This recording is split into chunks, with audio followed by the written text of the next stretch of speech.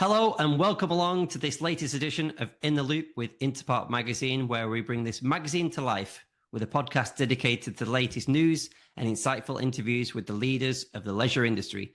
My guest at this time is Susan Ang, a leading expert in Asian business strategies and the founder of Apex Collective. Susan, welcome along to this latest edition of In the Loop with InterPark Magazine.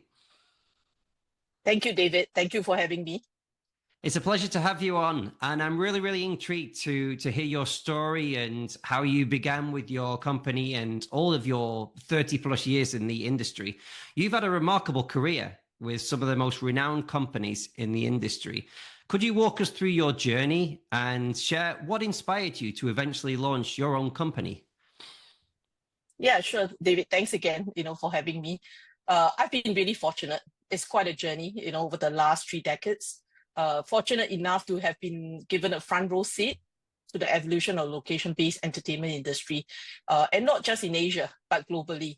I've worked across various roles, with global operators and destination developers, interacted with so many stakeholders. I'm most recently leading commercial strategy and business operations at Marine Entertainments in Asia. And this experience actually gave me a very deep understanding of how the industry operates across IP, operation, partnership, and most importantly, guest experience. What's been fascinating, from my own personal perspective over the years is how consumer behavior has completely reshaped what entertainment means today. We've started from very traditional passive spectating, watching a show, walking through an exhibit, to immersive experiences where guests feel like they're part of a storytelling.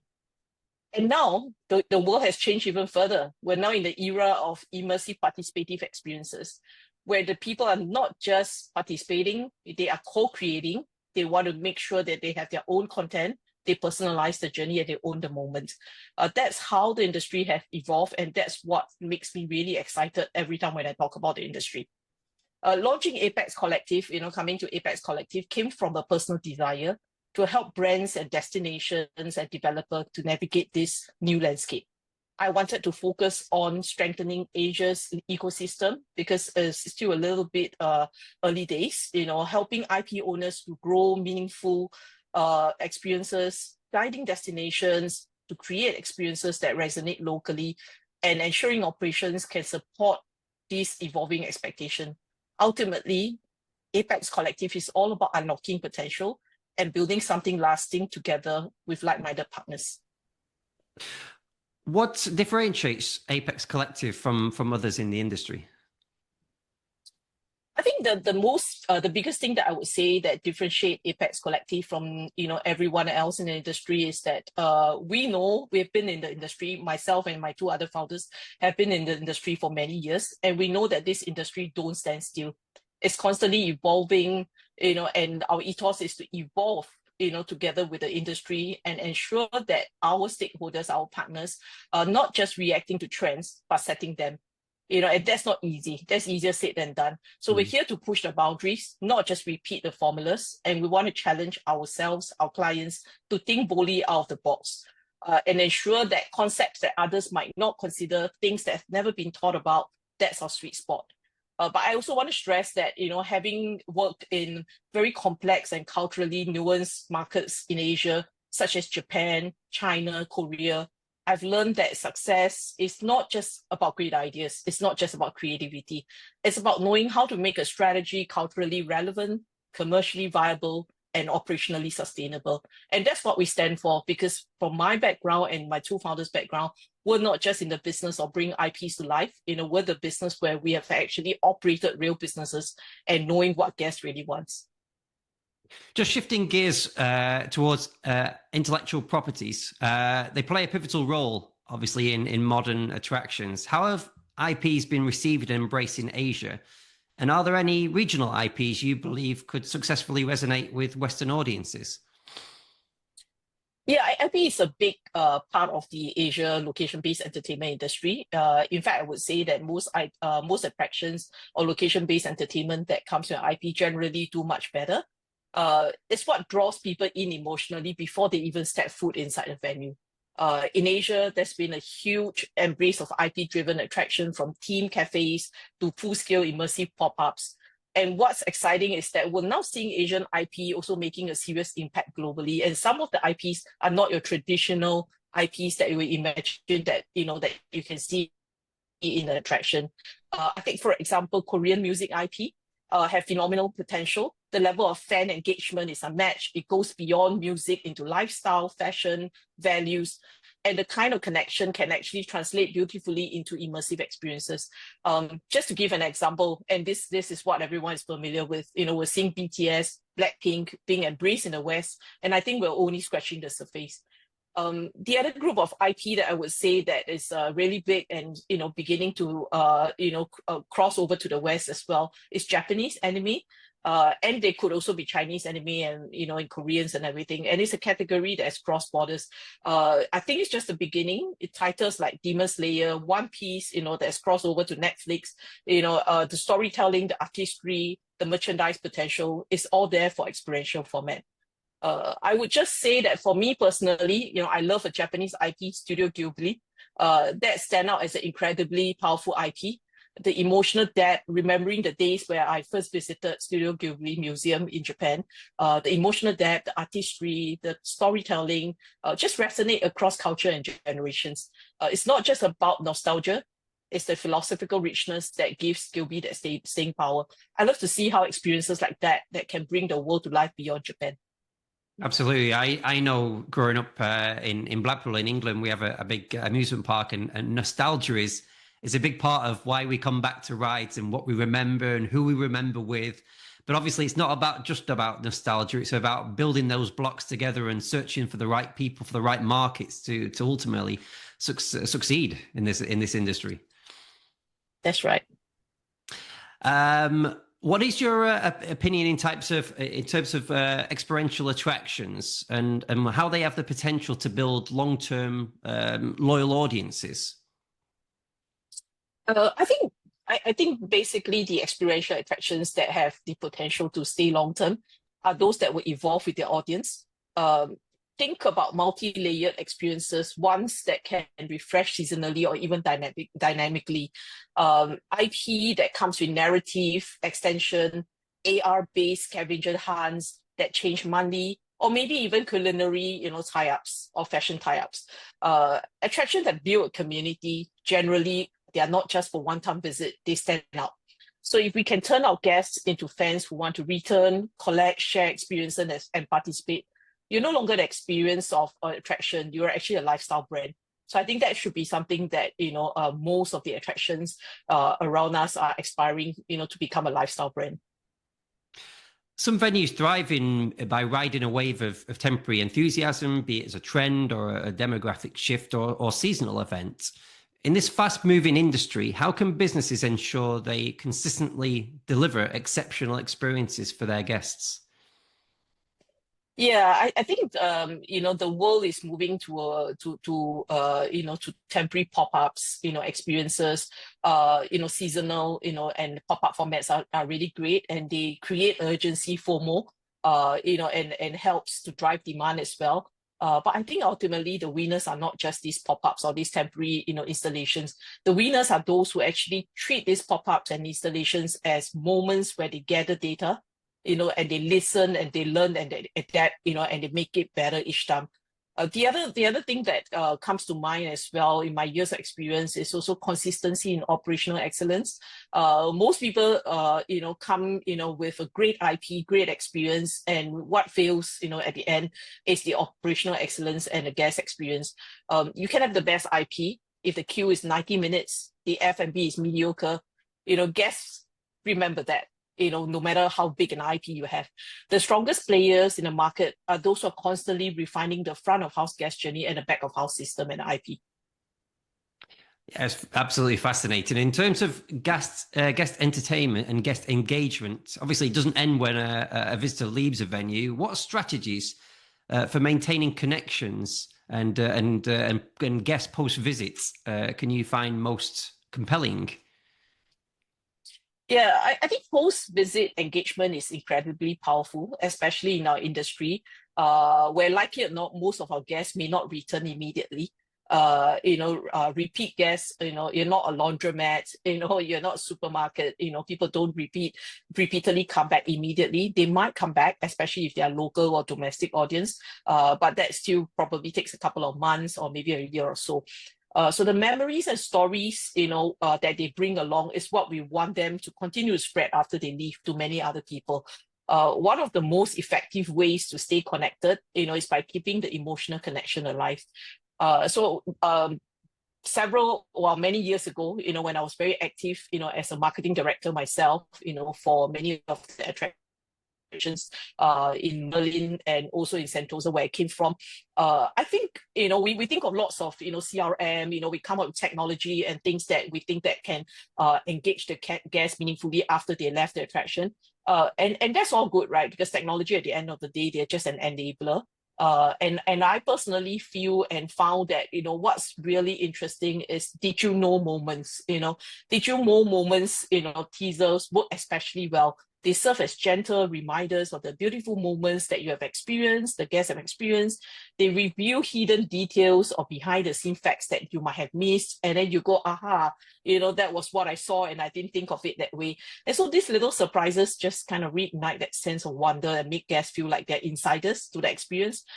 So really that helps, a lot in terms of the positive word of mouth, helping out with the touch point, and strike a conversation, bring about lively social media posts or recommendation to a friend. And finally, just for this section, could you share some of the standout examples of IP usage and guest engagement in Asia, in the Asian region, that you feel represent the best practices in the industry? Absolutely. As I mentioned earlier, Asia is a hotbed of innovation when it comes to IP. I can share a few standout examples, at least personally from my perspective. I think BTS pop-up experiences in South Korea, Seoul, and Japan, Tokyo, they're master classes. They focus on fans. Fans love it. And they try very hard to get a schedule or slot to get in. And they're not just retail or pop up. For photos. Yeah, they are highly curated experiences. They're immersive storytelling, evoke emotions and pride, and fans walk away feeling like they're part of the story. So that's one. The other one, which I'm sure, globally, everyone is very familiar, is the phenomenal success of Team Lab. Team Lab Borderless in Tokyo was launched not that long ago. That's the new version, and it's a brilliant example. It's not based on an external IP, but it itself is an IP, right? It brings along original content, and a brand that people travel across the world just to see it. The queue outside Team Lab, even with a time-based ticketing, it's just unbelievable. The digital art interacts with guests in real time, making every visit personal and shareable. The other one that I would say, that has first originally started in Japan and now has kind of moved, to the US as well, is Nintendo World. Nintendo World in Universal Studio Japan. I've been there when it first opened. So excited, because I grew up with Nintendo, obviously. And it's done an exceptional job. It brings the guests, the game characters to life, the music, in the background when you're walking into the zone just gives you the feeling that you're in the game, and the interactive bands, that turn every guest into players. You're just going around trying your best, I was even trying my trying to fight with little kids, to try to get, get the interactive bands, against, each of the knobs as well. So collecting coins, unlocking secrets, battling bosses. It's nostalgic, as we mentioned earlier, but it's also deeply participatory. So that's another one. And finally, what comes to mind in China, not forgetting China, which is a big piece of Asia, We're seeing local IPs like Boonie Bears, gaining traction in family attractions. They may currently lack global recognition, but they make up a lot in local resonance. So if you ask a local mother or father with young kids at home, they will know Boonie Bears quite well. They're cleverly integrated into the ride narratives, the stage works, and even theme hotel stays. I think what all of these have in common is that they go beyond the surface level branding and decoration. They embed the IP into the experience. They create multiple layers of interaction. And most importantly, they leave guests feeling emotionally connected and inspired to share the experience with others. I'm so glad you mentioned especially Super Nintendo World. I remember writing an article for InterPark Magazine during the pandemic about it, and it looks so fascinating. I grew up like so many people playing Mario, and to see how it is, and it must be an amazing experience. Like the little details, like with the band and hearing the music, and just seeing all the decorations must be. It must be exactly like you just said. It must be just like you are immersed in that world. They've done a fantastic job in that. Yeah, I remember I was walking towards the Nintendo World. It was such a packed day. I was lucky, being in the industry, we had Universal people bringing us, into the zone. Otherwise, that would have been another 2 to 3 hours of queue time. And just approaching it even before getting in, the music coming out from that zone was like, oh wow, okay, this is where I want to be. And then just walking in kind of bring my childhood alive. I just went straight into the game, and that moment was wow enough, even if I had not had time or chance to walk through the entire space. So that's what IP, and some of this very powerful engagement brings about. Yeah. Absolutely. It can resonate with us from childhood, and even like adults and children, everybody can enjoy these IPs. It's fantastic. Well, at this time on In the Loop with InterPark Magazine, we called it trivia time for our guests. So we're going to fire a few questions to you, Susan. Firstly, if you could work with any IP, which one would you choose, and how would you leverage it to create a unique attraction experience? I would choose BTS. Yeah. And well, in my career working in Merlin Entertainments, I've been very involved with the Madame Tussauds brands as well. And trying to get them to be involved has been a challenge, so that's been a big challenge. And I still think about, ways and means of how to bring BTS experience alive. I love to create a living fan universe, a part music museum, part training studio, a part live performance space, a place where the crazy fans can leave the journey, not just watch it. And after COVID as well, I've noticed that the concert economy has become so huge as well everywhere around the world. And I think there's huge potential for some of these music IPs, to come alive. If you can think back to your recent visits to attractions, when was last time you found yourself thinking, "Oh, I know exactly what I would approach this if it were mine"? Yeah, I say almost every trip. That's probably a bit of a being in the industry too long kind of problem. You get into an attraction and you try to find, like as if you're site inspecting, even though you're enjoying yourself. So most recently, I visited a well-themed attraction. I won't name names, but they had incredible decor, great experiences. Guests were enjoying themselves. But I've noticed that the guest flow and the F&B operation felt like an afterthought. And I was kind of just itching to see how I can fix the flow and the upsell experience. Because in this industry, it's not just about making revenue from the admission ticket. It's also the F&B and the retail component. And ensuring that the flow is right, and guests will spend more when they're inside the park. Yeah. What has been the most satisfying project you've worked on? I have to say that it's rebuilding my team and reopening operation during and post-COVID. That has been one of the toughest periods that I've faced and the industry has ever faced. Overnight closures, uncertainty of when we could reopen, and just an emotional toll on everyone. And amidst all of that, we found strength in resilience. What was most satisfying wasn't just about getting the doors reopened again. It was seeing the team coming together, re-engage with purpose, delivering magic for our guests despite the challenges, from retraining the staff, to rethinking operations for health and safety. It was a complete reset, for the entire industry.